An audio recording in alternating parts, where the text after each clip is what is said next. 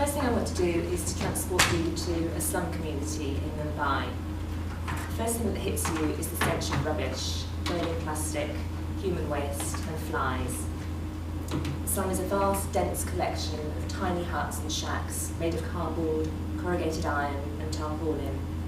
Women wash steel pots, clothes and their children in the streets, and men huddle around fires, smoking and drinking.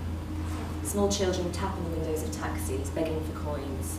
Their hair is matted, they're thin, and their clothes are dirty. There's no sanitation or clean water here, and up to 10,000 people can share 18 toilets. Disease is therefore rife. Girls are confined to the four walls of a tiny home in which up to 6 people can sleep, and they're not allowed to leave the home. They're expected to stay there to look after younger siblings and to do household chores while their parents go out to work. Their fathers don't let them leave the home because they're also scared that they'll be sexually abused. You probably know that a third of the world's poor live in India, and 32% of that population live below the international poverty line of $1.25 a day. Life in India is enormously challenging for girls. Adolescent girls account for nearly 11% of the population, but they remain an invisible group. 40% of all child marriages occur in India, and 61% of women aged between 25 and 49 are married before the legal age of 18. 2 in 3 women in India suffer from domestic violence, and alarmingly 57% of boys and 53% of girls aged 15 to 19 believe that beating your wife is acceptable. One girl growing up in such an environment is Parvati. 22-year-old Parvati is the daughter of unskilled migrant construction workers, and she grew up playing in the dust and rubble of a slum in Mumbai. She's the 4th of 6 girls. She and her 3 older sisters finished school at primary level, and the 2 eldest were married at the age of 13. Parvati says, "In my village and caste there is no option. After girls have their first period, they have to leave home and get married, otherwise the community will say bad things about them." Joining Magic Bus at the age of 9 broadened Parvati's outlook, and through sport she gained the necessary confidence to exercise choice. Parvati was determined that her future would be different to that of her sisters, and she was mentored by young people from her own community on the importance of education, health, gender equality and livelihood. Despite pressure from her parents to marry young, she resisted. Magic Bus made me more confident, she said. My mother wanted me to stop studying when I was in 9th grade, but I stood up for myself and convinced her to let me go on. Since then, I have started making my own decisions. My eldest sister was married off at an early age. If only she had been educated or received the proper guidance that I did later in life, she could also have been saved from the clutches of child marriage. For me, accepting responsibility for my life, knowing it is only me who can get me where I want to be, has helped me overcome my challenges.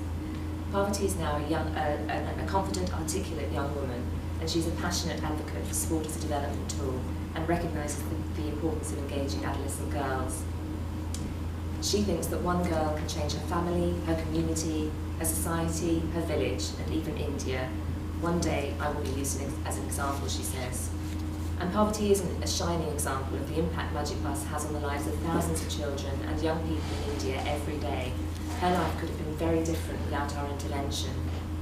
Magic Bus is committed to developing local community mentors who take children living in poverty on the journey from childhood to livelihood.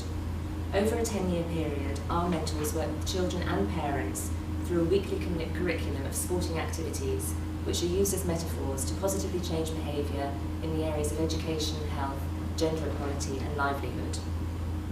All Magic Bus graduates are offered the opportunity to enrol in employability programmes to create a movement of competent and confident young people who are able to make significant differences to their own lives. Our impact is proven, and we know that what we do works.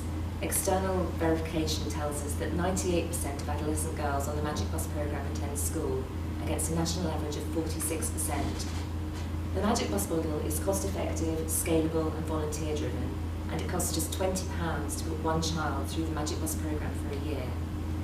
A partnership with the City Women Network would be worth so much more than just financial support for Magic Bus. Time and influence is also invaluable to us. We're seeking to grow our corporate partnerships and high net worth network, and any introductions to networks would be enormously valuable to us. The UK team is small, lean, and we punch above our weight, but we need help and support. Another way that the network could add value is through pro bono support, or through the opportunity to mentor some of the young people and children I've mentioned in India.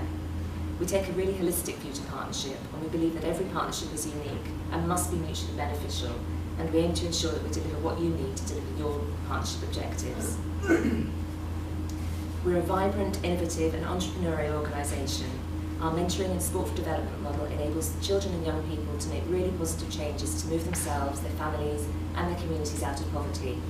I hope that the City Women Network will help Magic Bus enable more Parvatis to contribute to society and to grow as individuals in India.